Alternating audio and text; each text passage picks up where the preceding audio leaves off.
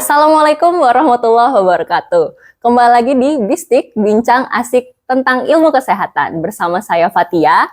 Dan kali ini kita akan membahas salah satu topik nih yang menarik bagi ibu-ibu muda, bapak-bapak muda, bahkan calon orang tua. Kali ini kita akan membahas tentang MPASI. Dari apa itu MPASI sampai nanti kira-kira apakah anak saya sudah cukup nih dok berat badannya, seperti itu. Kali ini kita sudah bersama Dr. Nurul Silvana Soraya, spesialis anak.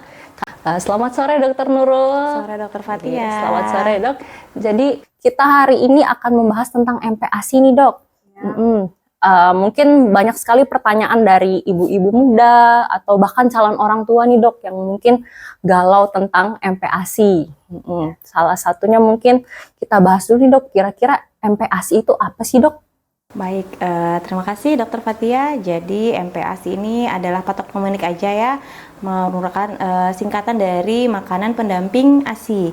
Ya, makanan pendamping ASI ini diberikan kepada bayi-bayi setelah usia 6 bulan untuk melengkapi kebutuhan gizinya yang tidak bisa didapatkan dari ASI saja. Makanya diperlukan dari MPASI. Jadi MPASI ini merupakan satu peralihan ya dari ASI ke makanan keluarga ya. Nah, kemudian manfaatnya sendiri banyak ya. Yang pertama adalah membantu bayi mengenal ke makanan padat nantinya. Kemudian melengkapi kebutuhan nutrisi, vitamin dan mineral. Kemudian akhirnya dengan pemenuhan nutrisi itu maka bisa mencegah dari malnutrisi seperti kekurangan berat badan, gizi kurang, gizi buruk, bahkan bisa juga mencegah seperti overweight atau obesitas. Kemudian terakhir mendukung pertumbuhan dan perkembangan fisik serta fungsi kognitif pada bayi tersebut. Ya, itu tadi untuk MPASI ya dok. Kira-kira ada nggak nih dok tanda-tanda si anak atau si bayi ini sudah siap untuk menerima MPASI selain dari usianya 6 bulan nih dok? Nah, oke. Jadi memulai MPASI berdasarkan WHO, salah satu strategi menurut WHO adalah tepat waktu ya. Tepat waktu di sini adalah usianya 6 bulan. Nah, kenapa? Karena ternyata di usia 6 bulan itu kecukupan untuk kebutuhan energi dari ASI hanya mencukupi 30% saja dari kebutuhan energi, sehingga 70%-nya diharapkan dari MPASI. Itu untuk usia 6 sampai 8 bulan. Kemudian 9 sampai 11 bulan ASI hanya mencukupi kebutuhan energi sekitar 50%. Nah, kemudian jadi 50%-nya adalah diharapkan dari MPASI. Kemudian dari usia 12 bulan sampai 24 bulan sampai 2 tahun, kecukupan ASI itu untuk kebutuhan energinya hanya sekitar 30%, sehingga 70%-nya adalah dari MPASI. Makanya ini MPASI itu makanan pendamping ASI ya, bukan makanan pengganti ASI ya. Itu untuk secara syaratnya untuk melakukan MPASI di usia 6 bulan dan alasannya kenapa. Kemudian tanda-tanda bayi yang untuk siap ASI, siap mendapatkan MPASI ada beberapa. Yang pertama, adanya perilaku anak ketertarikan terhadap makanan. Jadi kalau ada makanan di mangkok atau di piring dari punya orang tuanya, dia berusaha untuk mengambilnya. Itu pertama. Yang kedua, lehernya sudah tegak. Kemudian yang ketiga, respon melepeh atau muntahnya sudah berkurang. Dan yang terakhir, selera makannya jadi meningkat. Jadi semenjak 6 bulan memang harus sudah diberikan ya dok, karena memang kebutuhannya yang kurang ya. Tapi gimana nih dok, ada sering banget kasus misalnya nih sebelum umur 6 bulan bayinya sering menangis, terus sama keluarga yang jauh dikasih makan mungkin sebelum 6 bulan. Kira-kira boleh nggak dok kalau misalnya bayi itu dikasih makan sebelum 6 bulan? Oke, bagus sekali pertanyaannya Dr. Fatia, dan ini sering terjadi di praktek ya, di lingkungan kita. Jadi sebenarnya boleh nggak ya diberikan makanan pendamping ASI kurang dari 6 bulan? Sebenarnya secara standarisasi strategi oleh WHO harus 6 bulan ya, tepat waktu, bukan harus, sebaiknya 6 bulan. Tetapi ada beberapa kondisi yang kita dokter boleh saja memberikan advice kurang dari 6 bulan. Misalnya terjadi penurunan atau kenaikan berat badan yang tidak optimal setelah melalui evaluasi misalnya manajemen laktasi yang sudah dilakukan tetapi berat badannya tidak naik-naik, itu boleh dokternya memberikan advice. Tetapi satu syaratnya, harus ada tanda siap makan tadi. Tanda siap makan tadi seperti lehernya sudah tegak, yang sudah saya sampaikan tadi ya, selera makan meningkat, kemudian refleks melepehnya juga berkurang. Asalkan itu sudah ada dan kita evaluasi dan sudah melakukan manajemen laktasi, berat badannya tidak naik secara optimal, kurang dari 6 bulan kita bisa memberikan makanan pendamping ASI.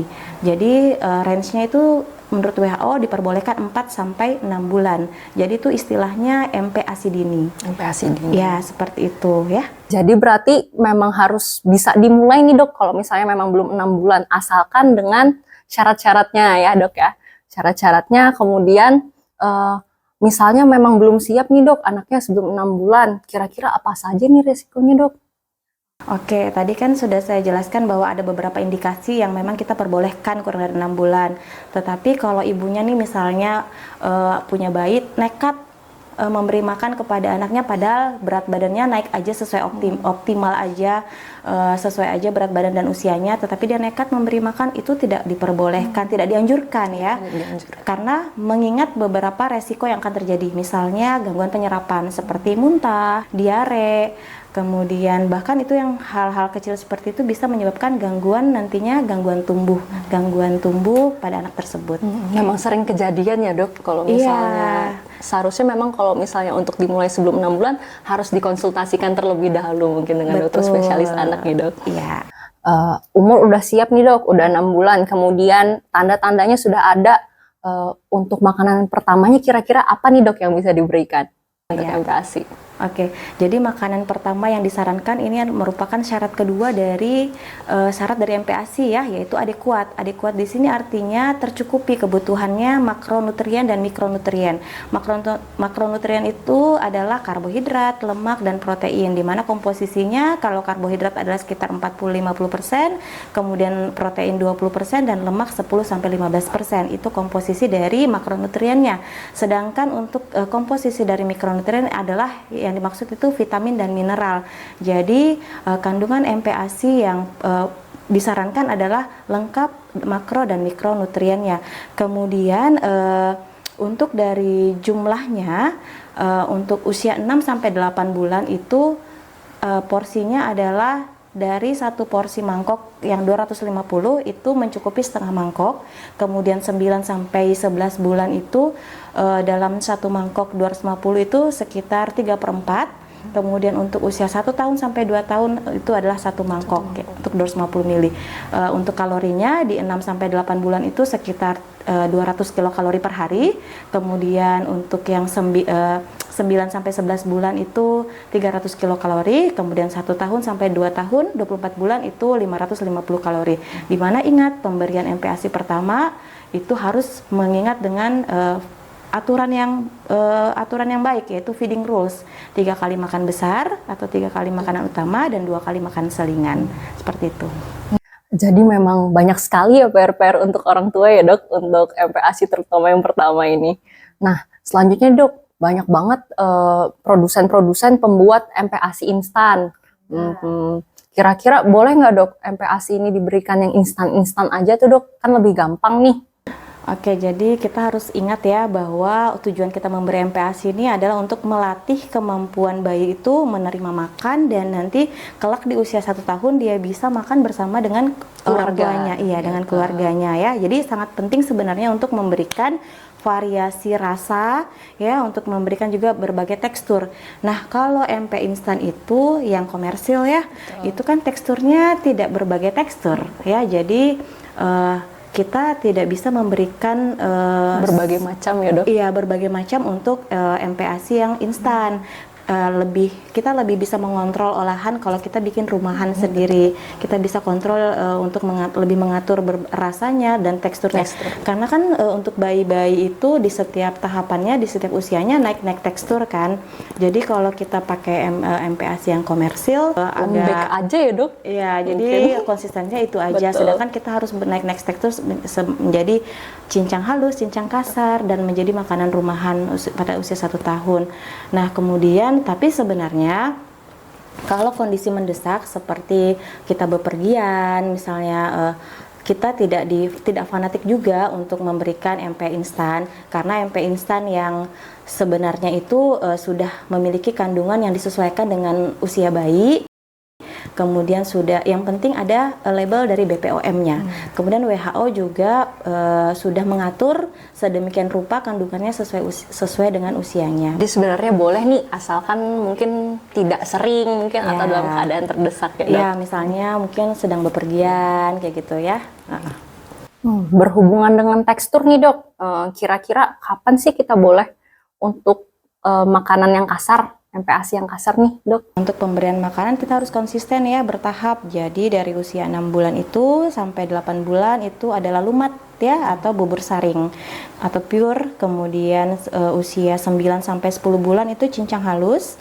Di 11 bulan sampai 12 bulan cincang kasar. Masuk di atas 1 tahun menuju ke 2 tahun itu adalah makanan rumahan, seperti yang orang tua atau keluarga makan ya, seperti itu.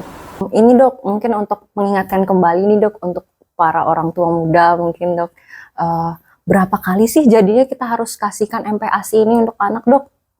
Oke, nah ini yang sebenarnya harus saya tekankan, dan ini juga setiap hari hampir saya edukasi ya ke ibu pasien atau ke keluarga pasien, namanya basic feeding rules. Jadi aturan makan. Aturan makan itu ada 3 yang harus diperhatikan. Yang pertama adalah jadwal, kemudian lingkungan, dan prosedurnya. Nah, kita mulai dari jadwal dulu ya. Jadi jadwal yang harus diberikan adalah harus 3 kali sehari. 3 kali itu adalah makan besar, kemudian 2 kalinya makan selingan, sisanya susu. Itu untuk jadwal yang diberikan. Dan kita orang tua harus memperhatikan sinyal lapar kenyang dari seorang anak. Jadi ada namanya responsive feeding dari seorang anak. Nah, kemudian kita batasi makannya, tidak boleh durasinya lebih dari 30 menit. Kenapa?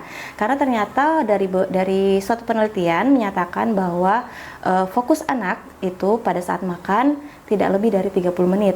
Ya, makanya pada saat makan penting untuk diberikan durasi hanya 30 menit. Selesai tidak selesai di stop.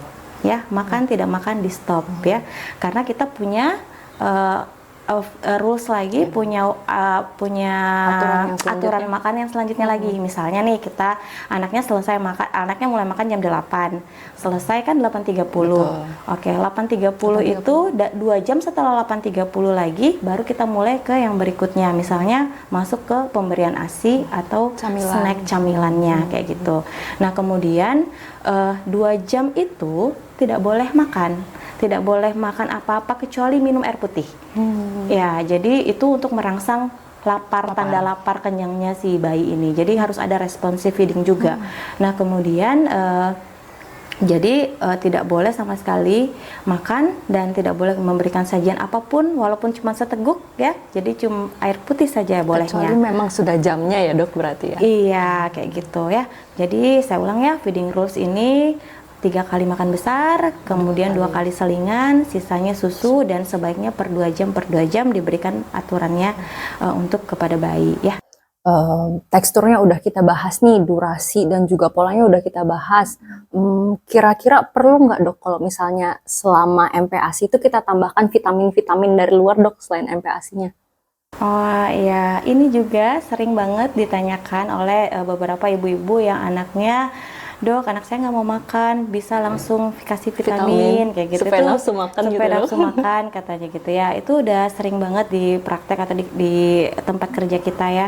Cuman yang saya harus tekankan ya, bahwa setelah usia 6 bulan ya, setelah usia 6 bulan bayi sudah bisa mengkonsumsi MPASI.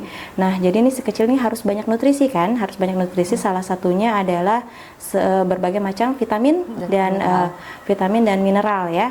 Nah, namun jika di dalam kandungan MPASI ini sudah cukup untuk kebutuhan yang saya sudah jelaskan makro dan mikro tadi, yaitu vitaminnya juga sudah cukup, ibunya sudah yakin bahwa kecukupan vitaminnya sudah baik dan diikuti dengan kenaikan berat badan yang optimal, saya rasa tidak perlu diberikan suplemen vitamin ya. Nah, cuman ada beberapa indikasi, misalnya kalau tadi ya berat badannya kurang atau si kecil mengalami penyakit tertentu atau lagi imunitasnya sedang turun, boleh-boleh saja kita memberikan suplemen vitamin. Dan oleh WHO juga ada pemberian vitamin seperti vitamin D, zinc, kemudian vitamin seperti penambahan suplemen zat besi sesuai usianya. Ya, jadi ada beberapa vitamin yang memang oleh American Asosiasi Pediatrik AAP itu merekomendasikan seperti vitamin D. Jadi vitamin D bisa diberikan pada bayi mulai dari usia 6 bulan yang mendapatkan full ASI eksklusif, dan atau bayi yang mendapatkan susu formula dalam satu harinya kurang dari 1 liter, itu bisa diberikan dosis vitamin D 400 IU. Kemudian vitamin seperti suplemen yang lain yaitu zinc untuk biasanya diindikasikan untuk mencegah pneumonia ataupun penyakit diare ya. Itu bisa diberikan dari usia 6 bulan selama 2 bulan dan diulang setiap 6 bulan dari rentan usia 6 sampai 23 bulan. Nah, kemudian yang selanjutnya adalah suplemen zat besi, itu bisa diberikan juga selama 3 bulan berturut-turut, selama 1 tahun sekali. Cuman alangkah baiknya jika kita memberikan beberapa vitamin itu dengan hal yang jelas, artinya kita melakukan pemeriksaan laboratorium. Jadi dan kelihatan gejalanya. Jadi kalau misalnya gejala klinisnya jelas dan memang terjadi defisiensi yang dibuktikan dari pemeriksaan laboratorium, itu kayaknya lebih afdol kita memberikan vitamin-vitamin tersebut. Seperti itu. Jadi sebenarnya memang tidak langsung diberikan ya dok, memang harus ada aturannya. Selama dia porsi makannya cukup, pola makannya teratur, mungkin tercukupi saja kecuali memang ada indikasinya. Iya, jadi sebenarnya sebaiknya harus konsultasikan ke dokter anaknya juga untuk pemberian vitamin-vitamin tersebut. Ya. Pertanyaan selanjutnya nih dok, yang mungkin banyak ditanyakan di praktek atau di teman-teman sekitarnya dok tentang MPASI masih berhubungan gerakan tutup mulut dok atau GTM. Apa sih itu dok, gerakan tutup mulut? Kira-kira karena apa dan ciri-cirinya gimana ini dok? Oke, baik ya. Jadi gerakan tutup mulut ini pada anak sering membuat orang tua kesal ya, kesal dan khawatir karena proses gerakan tutup mulut ini yang ditunjukkan seorang anak tuh menolak beberapa makanan ya. Nah, jika permasalahan GTM ini berlangsung lama, itu bisa menyebabkan malnutrisi pada anak tersebut ya. Jadi gizinya tidak adekuat, tumbuh kembangnya pun tidak optimal ya. Nah, oleh IDAI, Ikatan Dokter Anak Indonesia, menyimpulkan bahwa GTM ini paling banyak terjadi akibat yang namanya inappropriate feeding practice, yaitu perilaku makan yang tidak baik atau pemberian makan yang tidak sesuai dengan usia ya.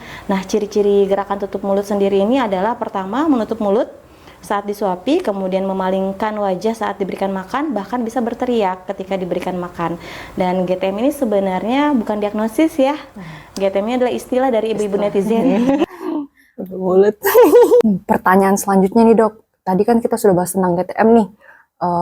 Kira-kira kalau misalnya anak lagi GTM nih dok, atau lagi tutup mulut nggak mau makan, boleh nggak diganti susu formula atau cemilan-cemilan yang lain? Nah, oke. Ini juga banyak yang dilakukan oleh ibu-ibu ya. Jadi kalau anaknya nggak makan, peralihannya adalah susu atau cemilan-cemilan yang lain. Nah, oleh American Associated Pediatric baru saja meliris laporan klinisnya yang menyatakan bahwa kebanyakan anak toddler yang usia 1-3 tahun itu sebenarnya tidak memerlukan susu formula untuk anak yang sudah rutin mengkonsumsi makanan bernutrisi lengkap dan seimbang, termasuk ada ASI, susu sapi atau susu sapi yang terpasteurisasi ya dengan susu UHT. Jadi sebenarnya boleh-boleh saja mengkonsumsi susu formula, tapi tidak memiliki nilai nutrisi yang lebih untuk anak yang sudah mengkonsumsi nutrisi yang seimbang ya. Jadi apalagi selama pertumbuhannya baik-baik saja ya. Jadi seperti UHT, susu sapi terpasteurisasi dan ASI itu sudah cukup sebetulnya. Nah, kemudian bagaimana tipsnya mungkin ya, tipsnya untuk anak-anak yang mengalami GTM bagi orang tua. Ya, pertama kembali lagi ke basic feeding rules, yaitu jadwalkan makan secara teratur tadi. Kemudian makannya durasi 30 menit, itu yang kedua. Kemudian kurangi cemilan manis. Kemudian buat makan yang lebih bervariasi. Kemudian berikan susu secukupnya ya. Kemudian telaten mengenalkan makanan-makanan yang baru ya. Kemudian biarkan anak juga makan sendiri.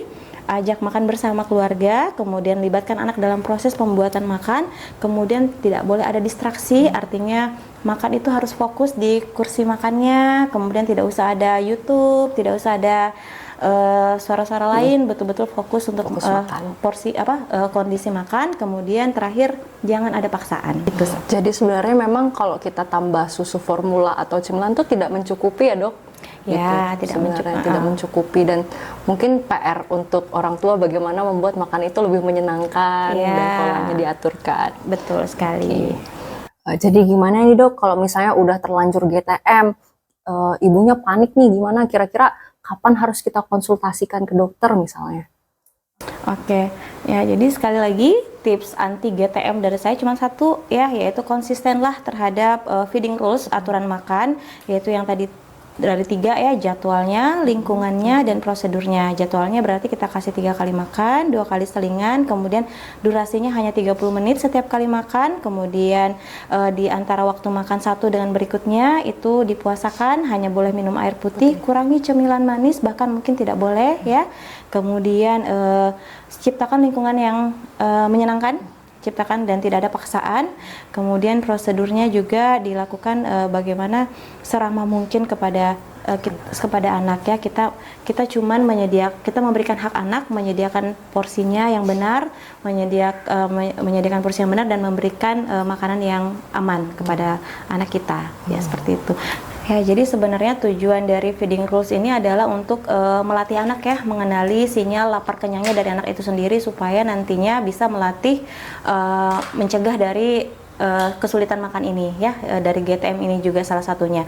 Nah, kemudian kapan harus ke dokter ya? Jika GTM ini berkelanjutan dalam waktu sekitar 2 minggu yang menyebabkan BB-nya tidak naik, kemudian anaknya menjadi kondisi lemas, sakit, demam, atau bahkan menjadi tidak aktif ya, saya segera konsultasikan ke dokter. Ngomong-ngomong soal berat badan nih dok, kira-kira berapa sih berat badan yang cukup untuk anak? Oke, berat badan sesuai literatur yang terbaru ya, untuk bayi untuk usia 0 sampai 3 bulan itu kenaikannya adalah 900 gram per bulan. Kemudian 3 sampai 6 bulan adalah 600 gram per bulan.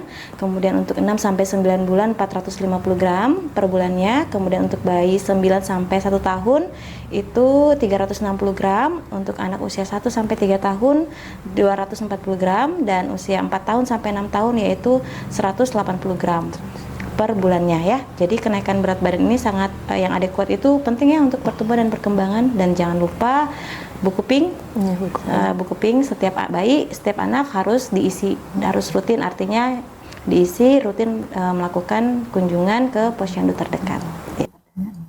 Jadi supaya kita tahu nih dok, kira-kira udah cukup belum makannya ya dok. Nah, berat badan ini kan berhubungan sekali dengan salah satu yang lagi ramai dibahas nih dok di nasional tentang stunting. Nah, kira-kira kalau misalnya terlanjur nih berat badannya nggak naik-naik atau udah terlanjur si anak ini stunting, kira-kira bisa sembuh nggak dok? Oke, jadi sebelumnya harus dijelasin dulu apa itu stunting ya. Jadi stunting itu adalah dimana kalau kita plot berat badan dan panjang badannya itu dia berada di bawah -2 standar deviasi. Itu terjadi perlangsungannya secara kronis, jadi bukan seminggu 2 minggu ya, terjadi perlangsungannya lama yang diakibatkan adanya satu penyakit, ada penyakit dasarnya ya. Jadi bukan familial, bukan genetik, tetapi ada penyakit dasarnya atau memang asupannya yang kurang dan itu berlangsung kronis atau berlangsung lama. Nah, itu bisa menyebabkan stunting. Nah, kemudian tadi pertanyaannya karena bisa sembuh apa enggak? Kalau yang dimaksud sembuhnya tidak pendek lagi, ya maka bisa kalau nutrisinya seimbang, ya, nutrisi yang kita tercukupi setelah misalnya stunting, terus kita tata laksana untuk itu, untuk tidak pendek lagi ya bisa ya, karena seorang anak itu dikatakan lulus dari stunting itu ketika berat badannya itu kita plot di kurva pertumbuhan itu di -2 atau lebih, kemudian panjang badannya sesuai usia juga di -2 atau lebih, kemudian kenaikan berat badannya juga yang adekuat ya. Tapi kalau untuk secara kognitifnya berdasarkan penelitian bahwa kejar tumbuh yang baik itu dapat memperbaiki kognitif seorang anak yang stunting tapi tidak sebaik anak yang tidak stunting. Kayak gitu ya. Jadi untuk bisa sembuh apa tidak tergantung dari aspek mananya ya.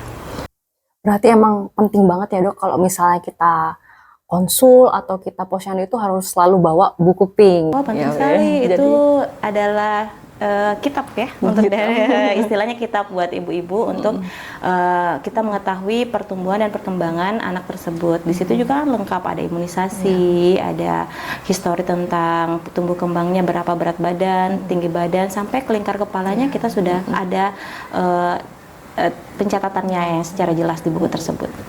Nah, itu dia Sobat Bistik. Terima kasih Dokter Nurul atas informasi dan ilmunya hari ini ya dok. Sama Dokter Semoga Fatia bisa bermanfaat untuk kita semua, bagi teman-teman ibu-ibu muda dan calon orang tua. Oke. Nah, itu dia tadi Sobat Bistik. Terima kasih sudah bergabung di sesi kali ini. Jangan lupa like, subscribe, dan share ke teman-teman semua. Saya Fatia, pamit undur diri. Sampai jumpa di episode selanjutnya.